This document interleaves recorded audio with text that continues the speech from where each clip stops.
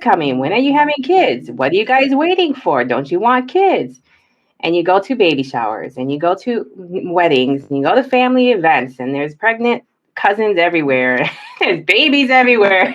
And you're there like, I'm barren. I'm not pregnant. Like, there's something wrong with me Yeah. and or my husband at that point. So yeah, I would say that's where that shame come from was I didn't give myself permission at the time, which is something I have learned to do now and I help clients do is to instead of internalize anger is to express that anger to God. Like God can handle all our emotions. So if you're angry at God, say, I'm angry, God. Why have you done this to me? What have I done? And that will be healing in itself to really just let it go from within and put it at the feet of God and say, I'm helpless. I need your help, right?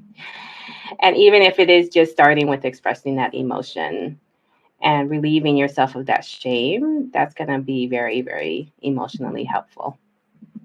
And a I see no matter what anyone's religion is, it's always this feels like you're letting God, source, however you call it, down. Yes. And like they're Mm-hmm. going to be disappointed in you that you can't Mm-hmm. be fruitful and multiply. You know what I mean? And Yes. twisting the word in the Bible and its verses or whatever your religious book is to feed into those negative emotions, right? Mm-hmm. Mm-hmm.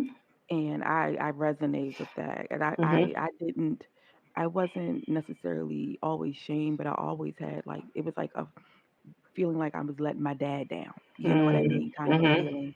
And then it Mm-hmm. also felt like being punished, like you were just saying. Mm-hmm. Like I was being punished for clubbing too hard and taking birth control, Right. and stuff, All of that. right? Mm-hmm. All of those things into one. Mm-hmm. And I think the biggest thing, and the same with mental health, is the response a lot of times that your pastors give you is pray harder, pray more, Right, or right. fast. Do something religiously based to cure you from mental health or infertility.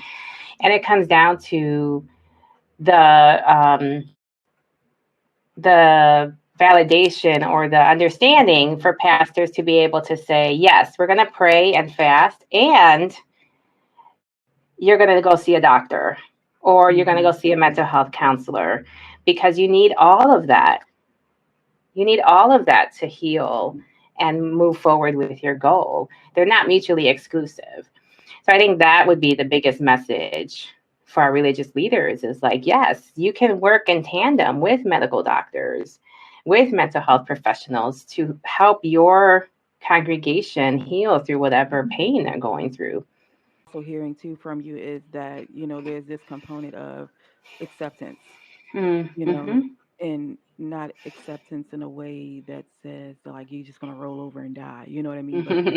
Mm-hmm. just acceptance that this is what we have to deal with. This is what we need to do to get to our end goal.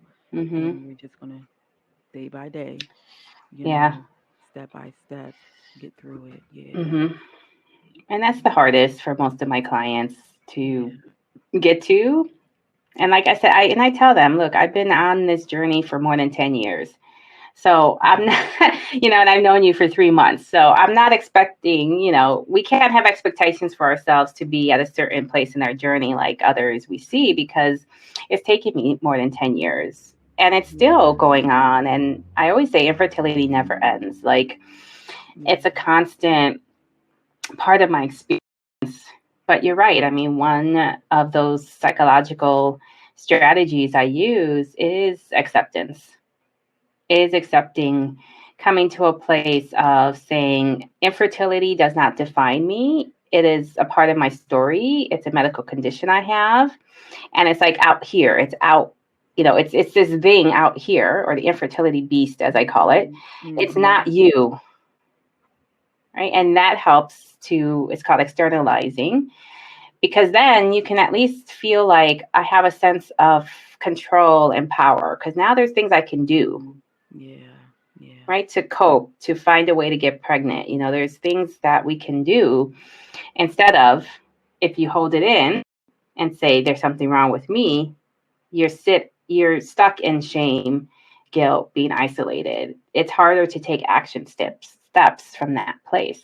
Yeah. Reproductive assistance is a gift from God that is here for you to take advantage of.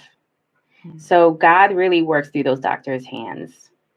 And so, when God opens that door and says, walk through it, this will help you, walk through it.